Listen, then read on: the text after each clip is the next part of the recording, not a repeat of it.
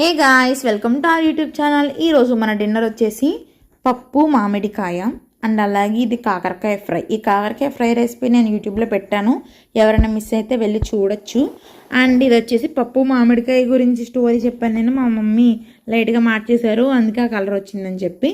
And అలాగే ఇది తోటకూర ఫ్రై. ఈ తోటకూర ఫ్రై మేమే హార్వెస్ట్ చేసాము, మేమే పెంచాము. ఎలాగా వీడియో చేసామని కూడా నేను మీకు చెప్పాను. అది మన ఇంటి వంట అనూస్ కిచెన్ ఛానల్లో ఉంది, మీరు చూడండి. తోటకూర చాలామంది లీఫీ వెజిటబుల్స్ అసలు తినరండి, ఏంటో మరి అర్థం కాదు. ఎంత అయితే మనం వెజిటబుల్ క్వాంటిటీ తీసుకుంటామో అంతకంటే ఎక్కువ లీఫీ వెజిటబుల్ క్వాంటిటీ తీసుకోవాలి. సో ఈ తోటకూర చాలా మంచిదంట హెల్త్కి. కిడ్నీ స్టోన్స్ ఉన్న వాళ్ళకి బాగా పనిచేస్తుంది. ఫ్రైలు అలాంటివి ఎవరు తినలేను అనుకున్న వాళ్ళు ఏంటంటే పప్పులో వేసుకుంటే బాగుంటుంది అనమాట. నెయ్యితో చేసుకొని పప్పు చేసుకొని అప్పడాలు తింటే ఉంటుందమ్మా.